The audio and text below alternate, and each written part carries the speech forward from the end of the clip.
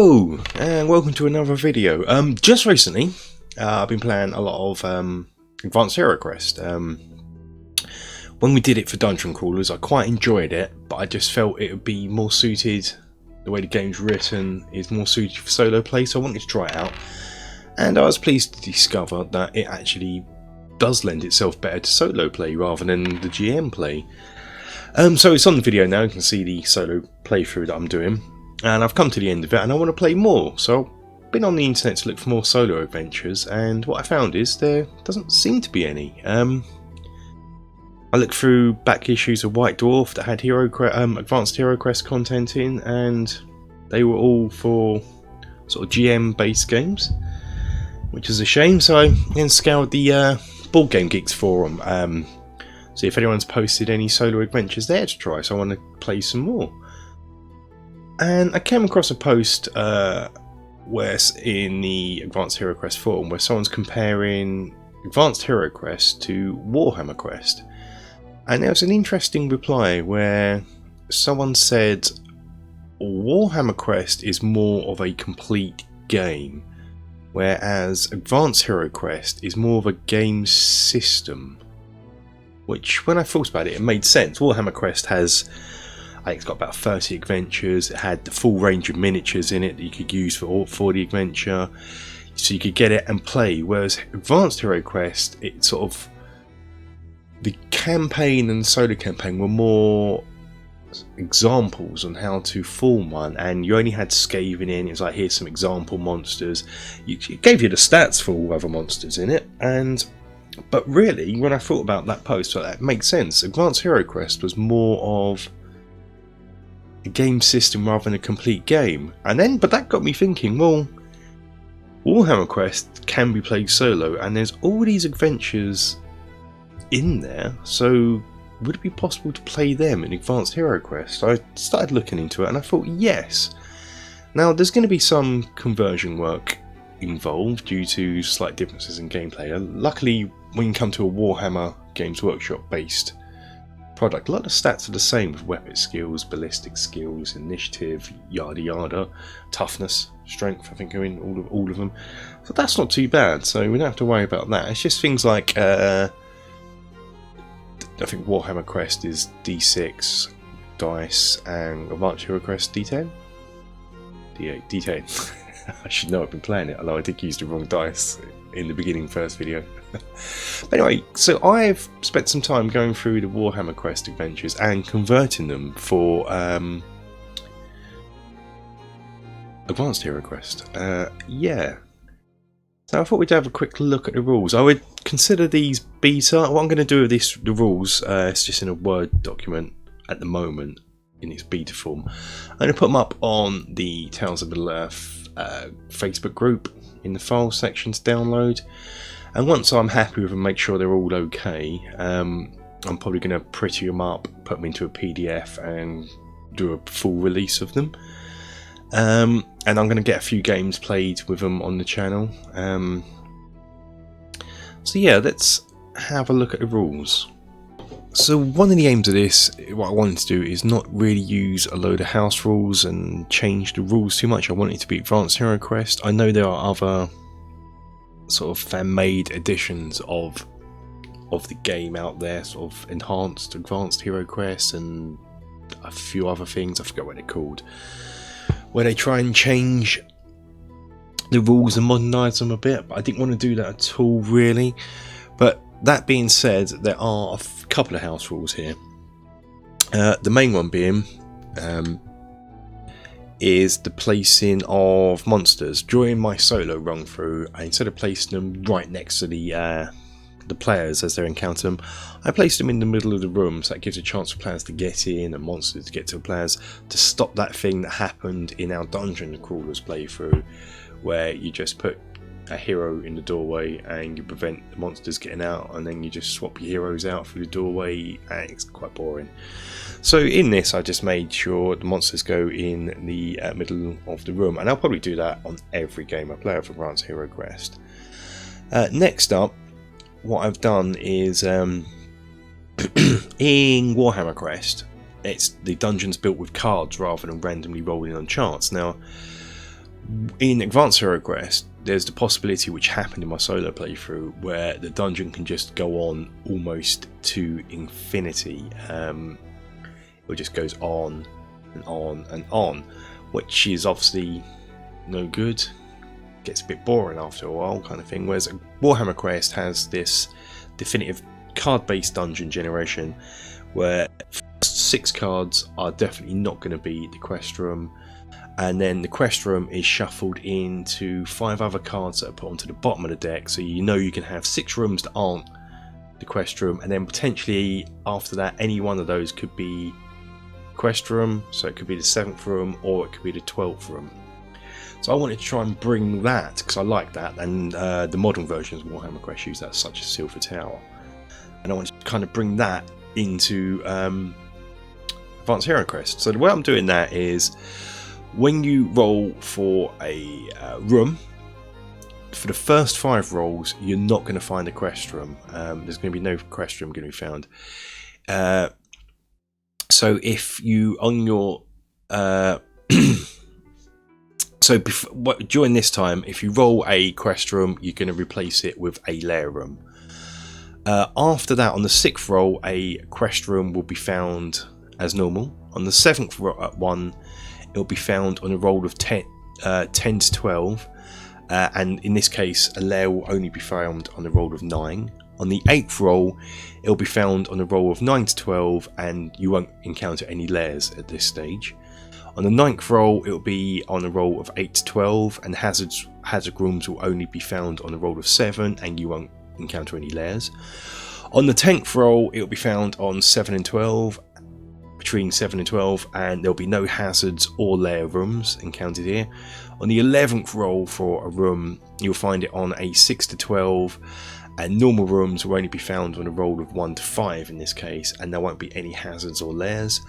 And if you get to the 12th roll, you're going to find it automatically. That's where you're going to find your quest room. So there's kind of the little sort of deviations I've made from the main sort of Advanced Heroquest. I don't think it changes it that much. In fact, I think it really improves it without changing what the essence of Advanced Heroquest is. But anyway, let's get on to the actual main sort of conversion, as it were. There were 5 quest rooms in Warhammer Quest. I brought those over to Advanced Heroquest, and what I've done is I've made some custom game tiles for you can print out and make, which will show you how to do at the end of this video. But you can of course just use a normal quest room and try and set it up as best as possible. So if you get the fire chasm, you've got a chasm in Advanced Heroquest you can put down, and you've got a bridge that you can put over the top of it as well to set it up. It may not be the best, but it will do if you don't want to print them out. But as I said, I've made them so you can use them and print out. So anyway, you get a 1d12 and you roll the dice. Oh, it's earlier I was talking about, is it d10? No, it's d12, isn't it? Yeah, it's 1d12. So if you get a 1 to 2, you roll again. 3 to 4, you're going to enter the fighting pit. 5 to 6, the fire chasm. The fire chasm. That's for you, Dungeon Dive. 7 and 8, you're going to go at a Fountain of Light. 9 to 10, the Tomb Chamber. And 11 to 12, you're going to go in the Idol Chamber. And what I've pretty much done is I've copied them across almost verbatim. I've done a little bit tidying up the text, not because I'm necessarily in this, it's just the way I write. I tend to write in a non-gender way. This has nothing to do with modern politics, don't worry. I just always do it. So rather than he, I would have they. I've always done that since I was a kid in the 80s when I used to write my own fantasy stuff. It's just my preferred writing style. So if I'm doing this, I'm going to make it sort of a bit my own anyway. So if you look here, you'd probably notice, if you got a Warhammer Quest, you'll notice this is the same. Here, I've kind of jigged this one here is where you're unarmed. I've kind of jigged it a little bit to make it fair for the rules of Advanced Heroquest. It's slightly different, but the concept's the same. You start with no armor, no weapons. The first group you're going to find, you don't roll. Oh yes, and there are places where in the main game it was just Skaven, but here I've included excuse me, I've included matrices for Skaven, what's in the main rule book, and these are sort of taken from the rest of the Matrix, taken from the Terror in the Dark expansion, White Dwarfs, and my own custom one for Chaos. So we've got green skins, which are all orcs and goblins. We have undead, which are zombies, skeletons, and the like. We have Chaos, where this is all beastmen, Chaos thugs, Chaos warriors, and then you've got the mixture, which is here. The one thing I've changed about this in Terror in the Dark, when you got a 9 or 10 to go for the where you roll on the specialist stuff, it would say you'd do a random, you'd have a chart here, and I didn't like that, because if you've got, say, here I got Skaven warriors, I'd expect to then go to, which is what I've got here, you roll on the Skaven specialist matrix, rather than, you know, so it's themed, so you don't end up with Skaven warriors with some sort of undead specialist. So that's it. But anyway, so we've got matrices here for all different monster types. If we go back up, sometimes it will say this adventure is designed for greenskins, so orcs and goblins, so you wouldn't get to pick your matrice, but beyond that you can sort of choose. So yeah, in this first adventure, your first encounter, you're not going to roll in charts. You can have one goblin for each hero and henchman in play, because don't forget you're unarmed and unweaponed, so you should still be able to beat them. And then when the next group is called for, you roll as normal, and that's going to get their armor back, or their weapons, or whatever it is. So yeah, and what's happened is the rewards I've worked out are for in the Warhammer Quest, I think it's 1d6, where you work out. Trying to find where's an example here. Yeah, here we are. So something like this, 1d12 times 10 gold crowns. So what I've done is I've worked out the total that you could get in Warhammer Quest, and then worked out how to get the same total using the D12 for Advanced Heroquest. So your totals are going to be the same, and there's other bits and pieces like that where I've sort of converted it across. So hopefully this should work. We've got all the adventures from Warhammer Quest copied across here, so hopefully it should work, and this will give you lots more play for Advanced Heroquest. There's bits like here where randomly determining the hero whose kingsman's captured. You'll find things like this. I've tried to do, I think there's 2 different examples. I might pick one in the final version. This is still beta, because in Warhammer Quest you'd have tokens that you draw out at random, whereas you don't really have that in this.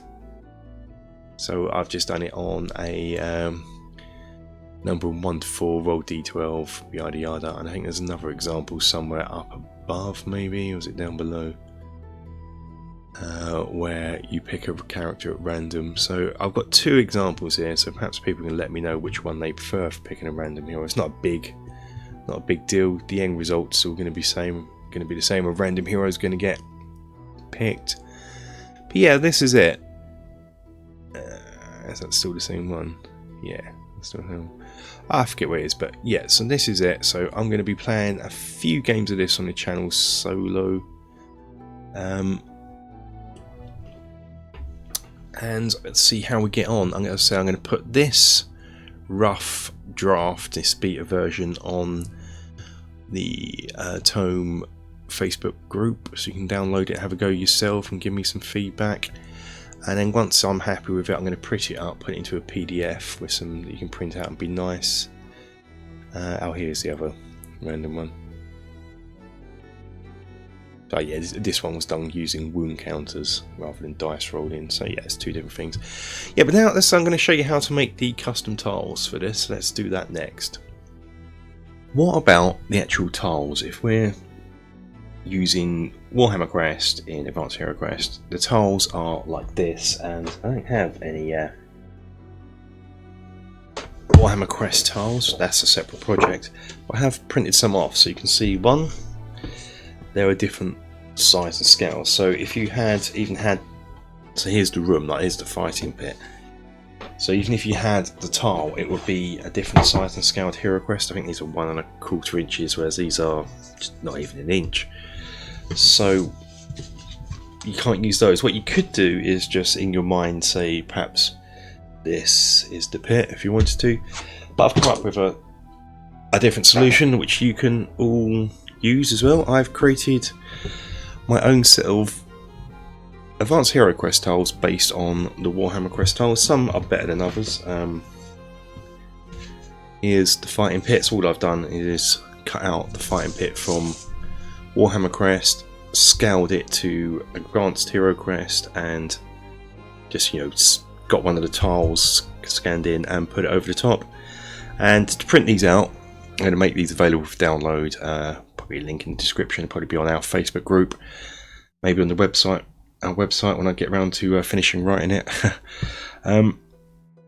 So what you do, you have to print these out. Now I use paint.net to do all my graphical work. It's free and I've been using it for years and I like it. I know how to use it, but it has a massive flaw. You can't print to actual scale. So whereas the image itself, unless your whole picture is in fact the A4 and with this on it, so but you can't print scale. Now, even though it says you can't, it comes out too big. So to print this out I use actual just Microsoft Paint, and if you use settings I've got here where you put it into portrait mode and you print 100%, it comes out exactly the same size as this. Now I've made some others which I've now lost. So we've got the idle room here, fire chasm. I ran out of ink, but here's the tomb chamber. So actually it looks quite good. Actually looks a bit like it's a slightly different colour. This here is actually the same colour as that, and here is cut out the fountain room. Now one thing you will notice on the tiles, I've printed this out on thick card. It's not paper, it's actually thick card. I forget the thickness of it, but I can find out it's the thickest printed card you can get, but it's still too thin. So what we're going to do is we're going to mount it on some 3mm chipboard. So, and then you end up with this. So what I'll do is I'll quickly show you how to do that really quickly. Yeah, let's take the fighting bit. First thing we're going to do is actually just cut it out. So for this, steel ruler and knife. Don't use scissors. Never use scissors for cutting out straight lines.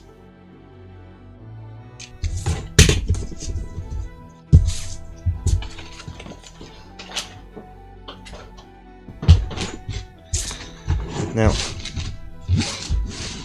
get your chipboard, put it on, put it in place where it's going to go so it's all lined up and level.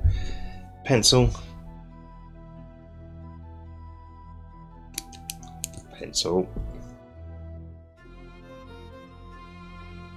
draw around it, get your size. Once more, steel rule and knife.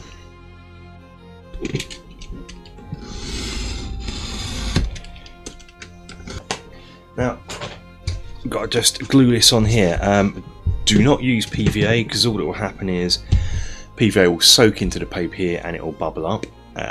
You could use like a glue stick. In the UK, Pritt Stick is sort of the main brand name. Rub it all over and glue it on. The problem with that is Pritt Stick tends to dry out after a while and it just comes unstuck. So what I'm going to be using is this heavy duty multi-purpose adhesive spray. I'd recommend not doing this on your normal worktop, so I've got my usual painting, modelling, dirty board, and kind of spray directly down, like so. Because if you don't spray directly down, you get on the edges here, which I have. You will get anyway, but it's worse if you go at an angle. So try and go directly down from above. All you do is line up and be careful, because this is super sticky. Line it up, and when it's in place where you want it, smooth it out, and there you have a Warhammer Quest Advanced Heroquest tile. And the lovely thing is, this is now pretty much the same thickness as your standard tiles. So you can put them in and they match up beautifully. Look at that. There you go. So now we've got some custom tiles to use in our new